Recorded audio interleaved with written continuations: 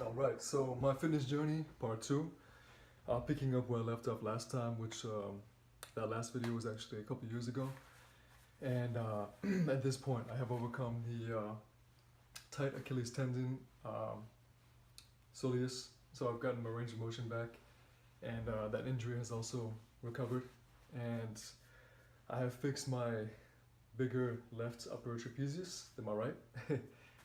And also my imbalances in my back that caused me shoulder pain. So I strengthened my rhomboids, I strengthened lower and mid trapezius, rear deltoid, and now I no longer have chest pain. I also returned my pectoralis minor back to its original length, so I'm not internally rotated. I had some internal rotation before, so I got that back. Also by strengthening back muscles, which improved my posture. And then what else was there? The anterior pelvic tilt is something that I dealt with for a very long time. My psoas major was definitely shortened and was tilting my pelvis, and I had a really hard time doing deadlifts and squats, and that was a difficult one to overcome. I had to do a lot of couch stretches, foam rolling, myofascial release, also while doing corrective exercises. So that's improved. And lastly, I am dealing with the new thing. The new issue is plantar fasciitis on both feet, primarily my left foot. And so it's interesting. The more I learn about how the body functions as a unit, I recently learned that my plantar fasciitis is due to a few factors, primarily biomechanical issues. So when you walk or run, when your foot hits the ground, it actually flattens a little bit and allows some internal rotation of your leg, which actually turns on your glutes and allows you to propel and sort of go in a fluid motion. And if you don't have the right biomechanics, it doesn't turn the right muscles on. And so it leads to different things. So I had been training a lot and doing a lot of mileage in a short amount of time for training for different obstacle course races. And my shoes weren't very supportive, and I have very high arched feet, which puts a lot of pressure on the tendon on the bottom of your foot. And my running style, I began to research and learn that mid-foot to forefoot running is more efficient. And I tried to overemphasize the forefoot running. So I would land on my toe, but I would overextend, trying to increase my stride instead of running normally. And I didn't have the slight internal rotation, so I wasn't using my posterior chain properly in running. So I was basically running more with my quads, and all my knees and ankles were taking the impact, so it's more impact on my feet and the arches on the bottom of my feet. So ultimately, the high mileage, short amount of time, running style, biomechanics being off, my foot couldn't take it anymore. So I had noticed when I was running that the bottom part of my calf, soleus, would get very sore, very sore.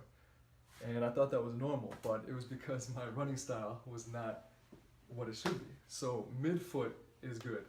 Mid-foot, forefoot, foot striking is good, but I was really overdoing it. I was doing mainly forefoot, really like sprinting, but doing that not quite as high, but hitting with the ball of my foot for long distances. And that's putting a lot of impact on my lower leg, which also stretched the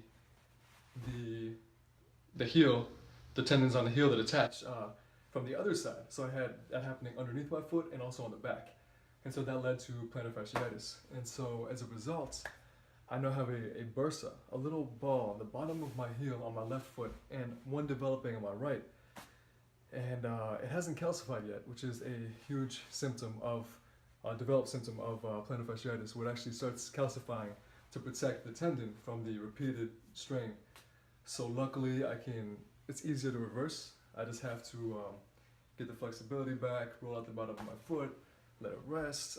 There's sort of rehabilitative exercises I have to do. But there's progress. I came a long way from all the other things.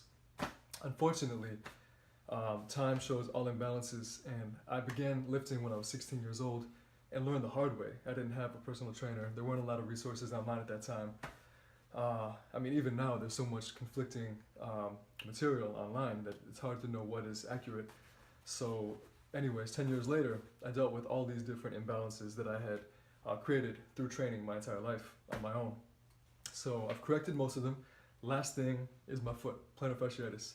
Once I get past this, it's hopefully a clear shot. I don't see any more imbalances that I have to correct from the past because now I'm training properly. So my current workout routine is full body, 3 to 4 times a week, functional. So what that means is every workout is typically less than an hour, and I'll do a horizontal push, a horizontal pull, a vertical push, a vertical pull, an ambulate, which is something for legs, which breaks down to 2 parts, something hip dominant and something quad dominant. So any leg exercise breaks down to hip dominant and quad dominant. You want to try to get both.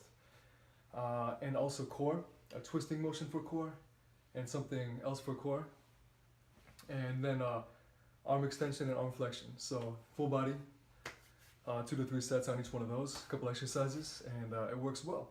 And then I started supplementing with my old routine, which was my favorite routine, where I had a lot of strength gains with, which was Monday, Tuesday, Thursday, Friday. Monday I did chest and core and a leg exercise just for stimulation, so I can do legs twice a week. Back, Tuesday, entirely back, pulling. Wednesday, interval training. Thursday, arms, shoulders, and core. And then Friday, legs. And that way I got full body throughout the week, but I got to focus and really specialize on that general muscle group on that specific day, each day. And but yet the other days, the other muscle groups got stimulation as well. So it was almost like I was working out all muscle groups 2 times a week, but then once a week really focusing on them. And I still had the interval training halfway through the week for the benefits of that. The cardiovascular benefits, the hormonal benefits, the anti-aging benefits. And it worked great. And also, at the end of each workout, I would throw in a functional activity. So Monday, my chest day, I would do heavy bag training. Tuesday, farmer's carry or rope climbs or pulling a sled. Thursday, I would do something to that effect as well. And then Friday, maybe pushing a sled afterwards or running upstairs. So every day that I had a workout, I would do a functional activity, full body afterwards. So that in combination with my functional routine the following week, which was lighter, I'd have a heavier week, lighter week, full body. Heavier week of specialization and functional, lighter week. And it worked great. So far, things have been great. I just have to fix this, home free. But that's the update. So if any of you are dealing with any issues, just take them one at a time. And don't give up. Just everything can be corrected. Any imbalance. So good luck.